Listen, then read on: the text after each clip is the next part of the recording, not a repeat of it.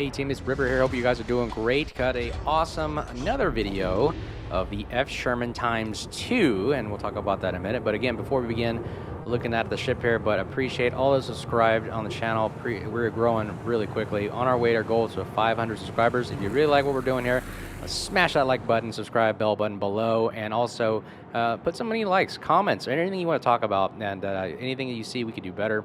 Always love, having the community grow and having discussions to not only get better, learn something from it while sailing ships, shooting ships, and having a great time. So, look at the F Sherman ×2. There's 2 F Shermans in this game now, and you thought one F Sherman was strong. Check out 2 of them working on one side of the map. So the other player has got the Sherman as well as us, and this is another portion of the video I want to show how bad the AA is. Not the strongest, which I thought, according to the readings about the ship, that it was an AA platform.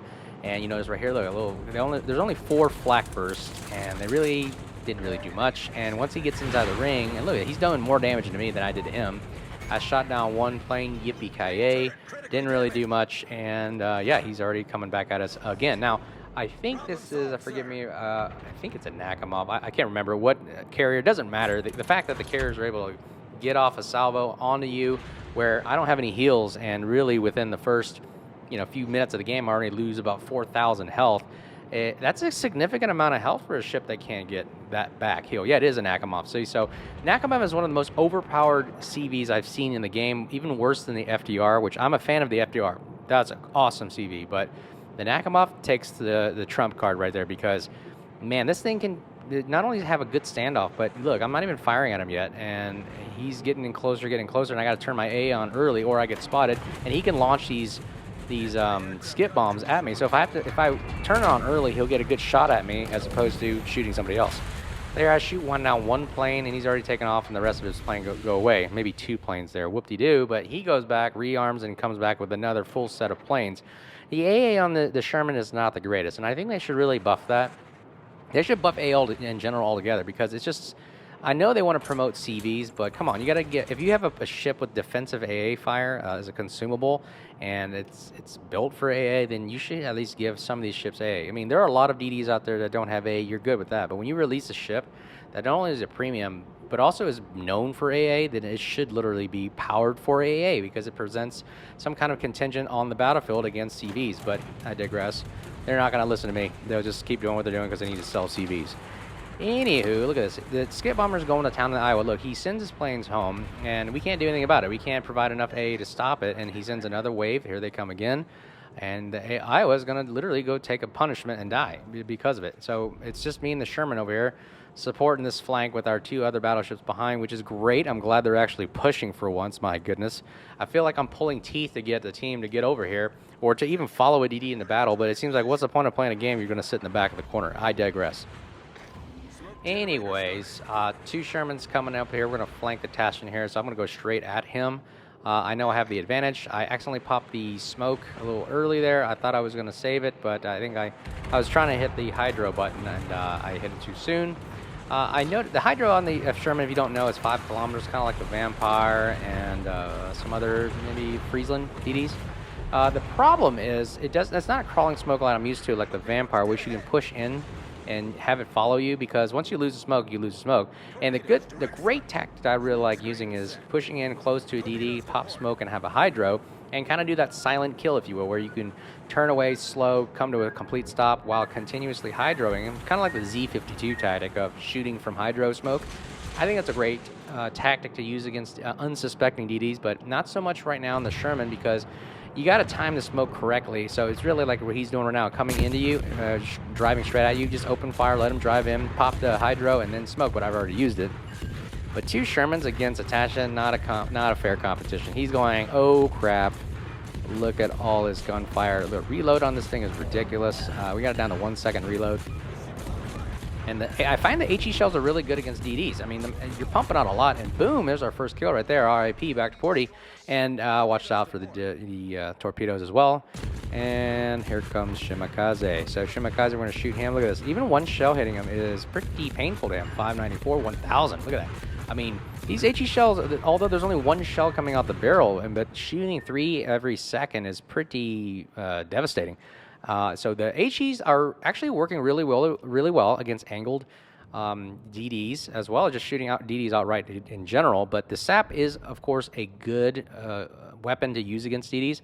However, I found something really weird. Every time I shoot SAP, I find that my dispersion's really wonky when it comes to shooting DDs. I don't know if you guys have experienced that. If you got the Sherman, let me know what you think below. But I find that I've been killing DDs a lot faster with HE. And I don't know why. It just seems like I'm hitting it more with HE shells, even at long range, as opposed to the SAP shells seem to go all over the place. I feel like I'm shooting a shotgun here and just spraying and praying. But anyways, we're coming back over here to the Bravo cap, and we're gonna see if we can try to contest it. But right now there's a Bismarck, and here's a great display of the firepower of a Sherman, especially got two of them, where you can literally take on a battleship now. I mean, I feel like DDs nowadays are able to take on battleships by themselves, just like a Ragnar is able to do it, a small one maybe on a good day. But watch the F Sherman's power and capability right now. Switching to HE because he's angled in. I know my shells won't really penetrate much. It only penetrates about 21 millimeters, I believe. But watch how many fires they start. I mean, it is an incredible fire start. Look at, there's one already. And there goes the damage starting to take up. And this thing starts fires like it's its job. Oh my goodness. Like, this thing is, the amount of shells you're putting out, you're eventually going to start a fire. And it's 21 millimeter pen, but still, it doesn't matter when you start fires. Fires don't care about armor or anything. It's just ships don't like fires. Anyways, he's going to get pummeled by us, and you can just enjoy the fireworks show while I keep talking here. The torpedoes don't really do much. I mean, they're a great deterrent to get them to turn, but really, it's just kind of luck of the draw. I find like I'm firing the torpedoes like randomly just to hope, spray and pray again, if you will. I feel like this ship is called spray and pray because you're not going to hit it much with the torpedoes, and you're just hoping you hit something or start a fire with these fast-firing guns. But you shoot so many shells that you're going to eventually hit it. And look at the damage. I mean, each shell hitting is even it produces like 300 to 500 damage. Do that every second. Every second losing about 500 HP is pretty devastating. A death by 1,000 paper cuts is real, ladies and gentlemen. I mean, that thing really can kill you. The other thing is the torpedoes, really, the angles are so poor that they really don't give you, and I'm shooting my friend there accidentally, sorry. The torpedoes don't give you an option to shoot in reverse or behind you or anything, or even to the side while you're angled in. So you always got to be angled towards the target, which is very dangerous. It doesn't give you an avenue for escape. Again, so the torpedoes are really kind of like a deterrent to shoot as you're going towards a target, but really when you start wanting to go to town on somebody, you really got to either angle away or you're kiting away, and that's really, the torpedoes are useless at that point. Shooting in smoke is also a bad thing because, as you can tell, there are torpedoes in my way. That's why we're all constantly zooming out, because you gotta always check, say, hey, what's coming at us? Because this is where your blind spot is. You can get really tunnel vision, and that's a technique and tip to know that if you are shooting in smoke, there's another kill right there. R.I.P. Bismarck, sorry. Another thing to keep your head on a swivel for is torpedoes, because smoke is a magnet for torpedoes, as you can tell right here, a great display of that. But you always got to keep your head on a swivel and keep the hydro up, because the hydro especially gets you situational awareness, but also torps are coming, so you might as well have it up, and it gives you time to react to them, especially in a Sherman, which acts like a big cruiser. I find that the maneuverability on this thing is not the greatest. Compared to something like a Daring, or maybe some of the British lines that I like to play. The Daring Vampire and Druid actually maneuver way better than this. The Sherman feels like a small one and a Ragnar. It handles very clunky, very heavy.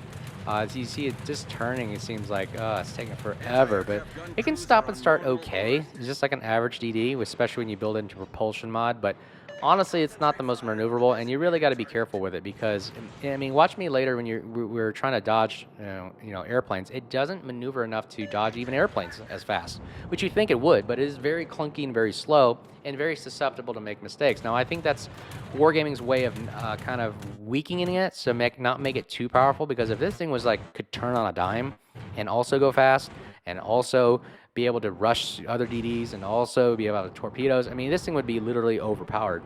However, it's balanced enough where I think that nobody can touch it and that it can do what it was designed to do. Now, what do you guys think? I mean, what do you think this destroyer was designed to do? Is it designed to be like a Ragnar, where it's long-range shooting shells, or is it supposed to be kind of like a DD Hunter, or is it more of a cruiser hunter? I mean, I don't know. To me, I feel like this is I don't want to say gunboat that is a jack-of-all-trade gunboat because it can't use torpedoes or anything as much effectively, but I think what it's designed to do is kind of like the smoke firing, and the hydro is kind of there to tempt you to drive in. Otherwise, you'd just be sitting spamming the whole time, kind of like a Smolensk or Colbert, because that's what this feels like. It feels like it's a miniature cruiser that just spams and HE spams and SAP spams. That's all it really is, kind of like a miniature Atlanta or miniature... what's it called? The Austin, miniature Austin, which just has all-time reload booster all day long, baby. Because if this thing had another gun on it, oh man, 4 of these guns firing out all at one time, kind of like an Austin does with the reload booster, it'd be ridiculous. But anyways, we thought there was a DD in here. It turns out I don't want to challenge that Iowa getting too close, so we're going to back off a little bit. I wanted to challenge the Shimakaze, I know, but there's I think he's in there. Obviously, a good tell is the carrier dropped a fighter group over that area, which I think is where the Shimakaze's at. And we are trying to avoid the Nakamov again. Rocket planes, very, very bad, but we shoot out 5 planes for once. My goodness, finally. But I think I'm mostly shooting down his spotter planes, actually. So I still didn't get his his fighter planes. It's not that good. Start another fire right there. Did I tell you these guns are really good starting fires? They're little matchsticks. I mean, you're literally just shooting like crazy. I do something really cool here. Kind of a tactic is just orbiting. I'll just hold down the auto rudder there, full right, and just keep going in a turn. And I'm just using it as an opportunity to fire a torpedo at it. Hopefully it goes off. Firing a torpedo seems really hard. You got to really get it where you want to go. You got to like really maneuver the ship, and the ship is already sluggish as it is to aim that torpedo. But I got him off just in time. But you really got to be Johnny on the spot with that mouse button click. We are just constantly going circles, and look how hard it is to hit a DD going in just 360s. It's kind of difficult, actually, especially with the dispersion of an Iowa there. But we're getting fires and getting damage. Look at that. We're constantly getting damage. 8,900, 89,000 here, taking up 90,000. I mean, we just keep firing. The back 2 guns, there's only 2. Rate of fire in this thing acts like if there's like 6. So, I mean, we are shooting like crazy here. You know, about, what, 0.9 second reload again. Yeah, I built it so that you get this ridiculous 0.9 second reload. But you can see that we took a full HP Iowa, and we're whittling it down to almost half health now, and he's going, this sucks. Oh, now we're getting shot by 2 Shermans. Here we go. There's a display of the SAP firing. So you get SAP on one side, HE on the other. So not only is he burning, he's also getting hit with full pen SAP. The SAP does penetrate up to 36 millimeters of armor, so it's going to pin. Majority of that ship, and you can tell he's not having a fun time on World of Warships right now, so he's going, crap, this stinks. Let's see if we can get another fire going on him. I think he damaged con right there, and he took another shot at us. We are still losing health, by the way, but we're surviving somewhat. Now I'm going to build another mod of this range build and see if we can get more damage going a little further out, and it'd be harder for ships to hit us. And oh man, look at that. Boom. Look at those shells. Just 3 shells hitting the Iowa from the SAP. Takes him down. Other Sherman saves us. Dude, this would be ridiculous to be going against 2 Shermans. I mean, against in an Iowa with no DD cover. I mean, that is just a bad day. But like I said, what are my overall impressions of this? Again, this is kind of like a second review of the Sherman. You can see the capabilities of it, what it can do. Obviously, I don't like the AA. It's trash, but AA all around is kind of like non-existent, so it doesn't matter. Even the Holland's AA is terrible. It can't even shoot down a Nakamov squadron, for goodness sakes.